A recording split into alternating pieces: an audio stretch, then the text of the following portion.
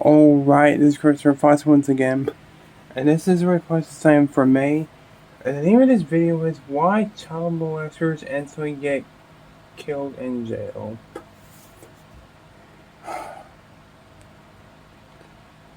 Why the kids? Why the fucking kids though? I always ask that fucking question.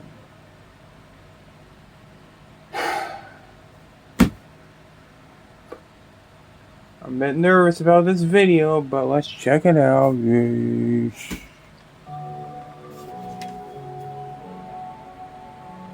Watson was an inmate at a California prison, sharing a cell with David Bob and Louis Conti, both of which were serving life sentences for aggravated sexual assault of an underage child.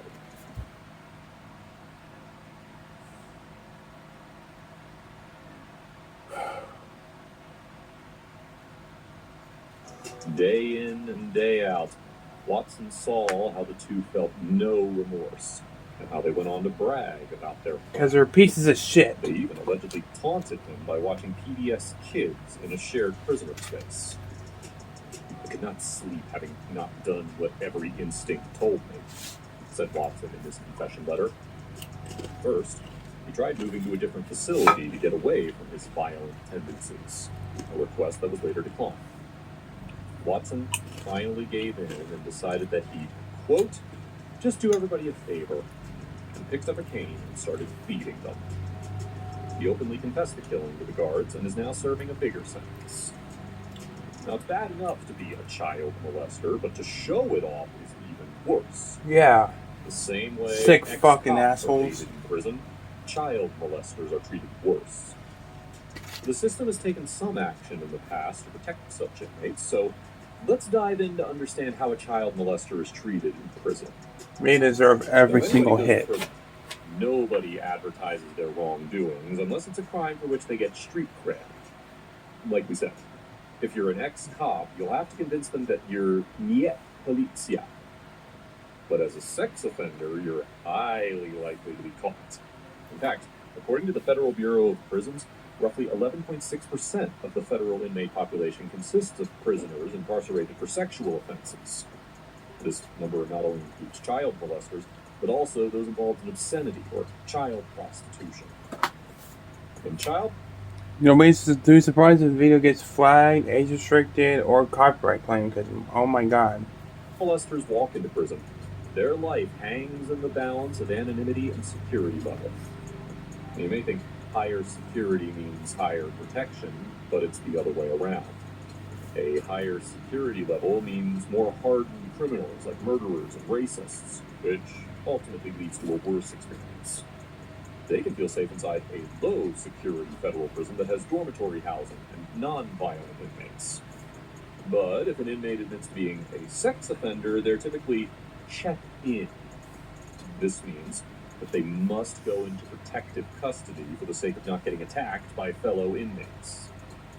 There have been countless stories about sex offenders getting harassed, attacked, and brutalized by the institutional culture.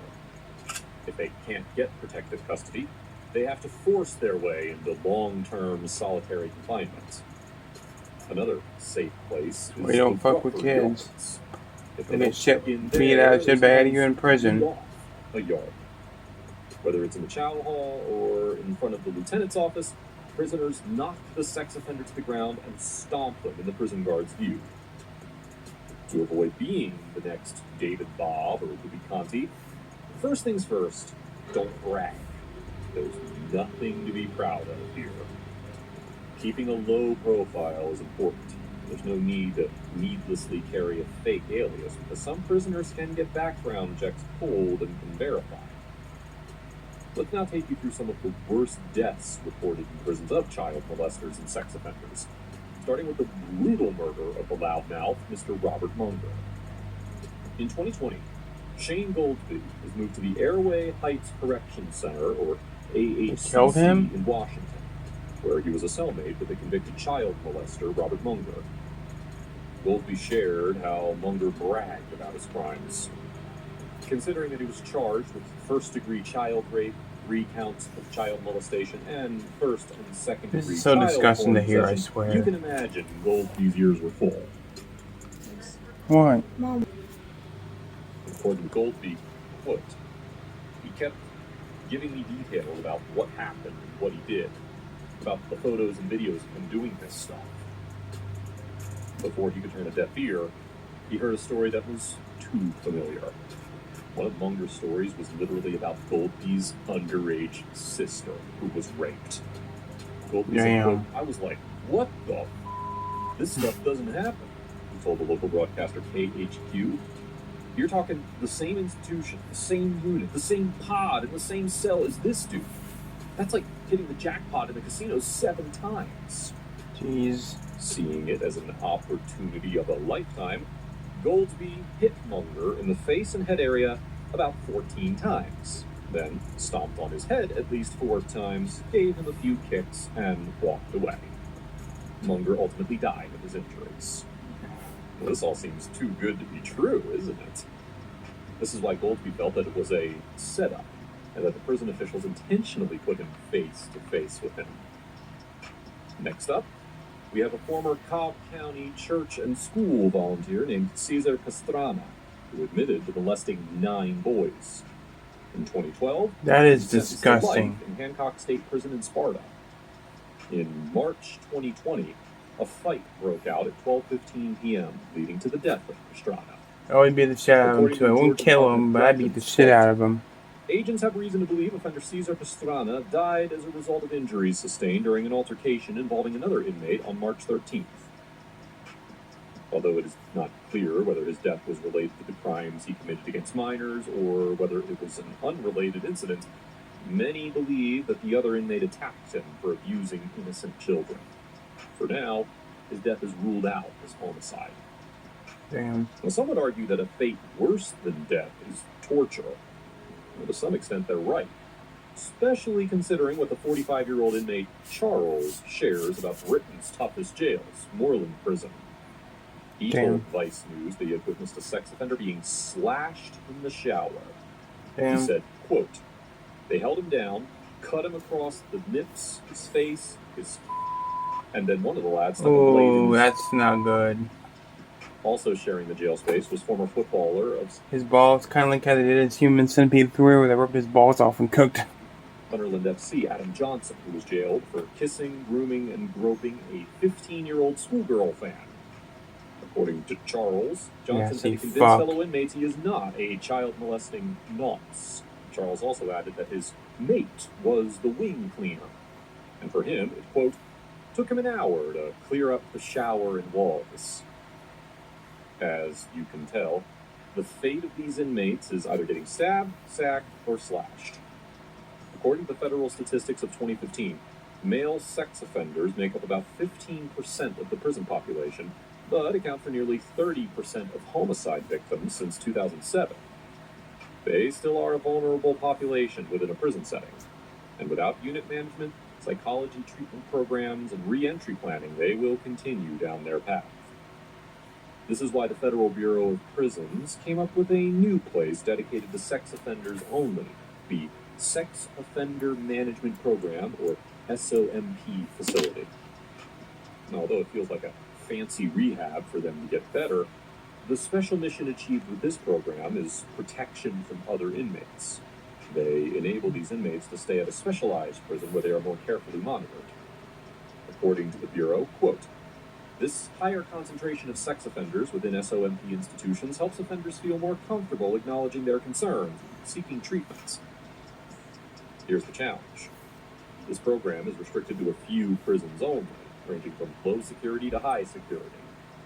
This means that after the person is indicted, he has to immediately put in a transfer request to one of these facilities, which you heard in some stories earlier doesn't always get approved easily.